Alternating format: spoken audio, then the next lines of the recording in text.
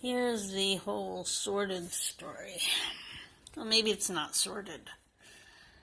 Because at the time, when I was with Idiot Boy, I loved him. I did. I loved him very much. I will fully admit I didn't know what love is. I know what love is now. It's part of the reason I'm single. Because I'm waiting for that. Because I deserve that. But, okay. Idiot Boy and I had been going out for about, I don't know, a year and a half, something like that. And not to be graphic, but one day I noticed I was on the pill. I've been on the pill for about almost a year.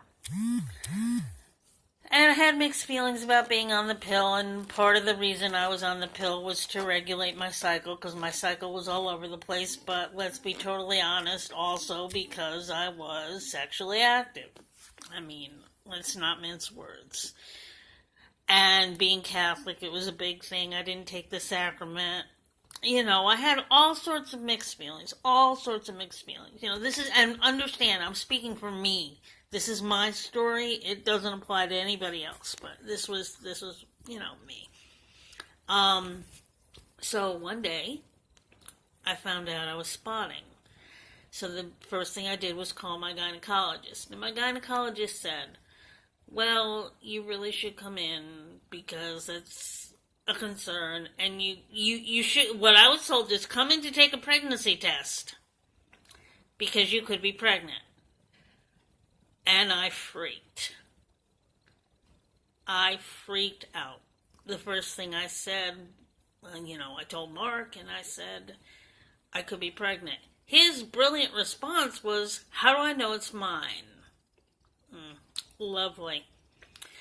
So I was scared to death. So they told me to keep taking the pill. I kept taking the pill, but I was late. So late. I was like two and a half, it was just very, very late. And during that time, I went to visit a friend, and it was probably it might have been my anxiety, but I started getting sick in the mornings, and it was only in the mornings.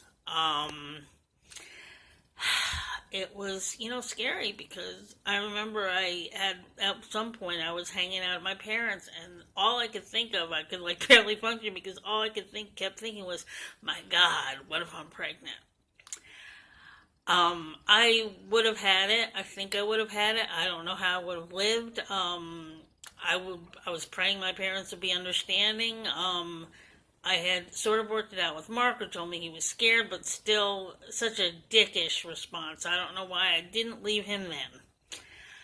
About 2.5 weeks later, I finally got my period. It was the worst period I've ever had. I don't want to get graphic, but without getting graphic, clots and stuff. And it went on for much longer than it had. And I had guilt. Because I thought, what if this was a miscarriage?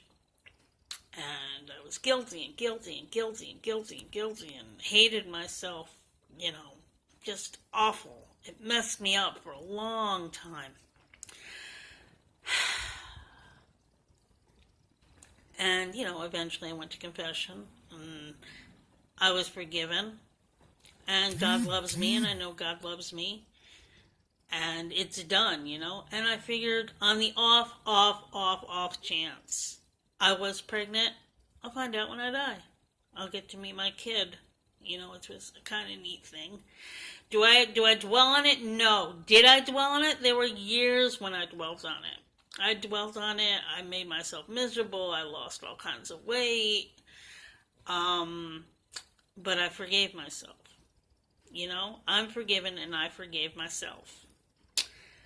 This is why I don't judge anybody. Because I can imagine what anyone goes through before, even if they make the decision to have the abortion.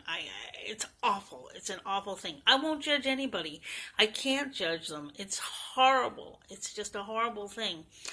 So that this is why I don't get all nasty with people who get nasty to me, because, it doesn't solve anything. Anyway, that's the story. Um, you know, hopefully I wasn't. But I don't dwell on it. I'm happy. I'm all right with it. If I'm emotional now, don't think that I'm all head up about it, but wanted to tell you because I love and trust you. Anyway, that is my story.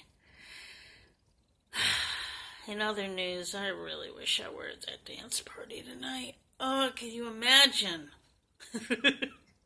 Anyway, love you. Bye.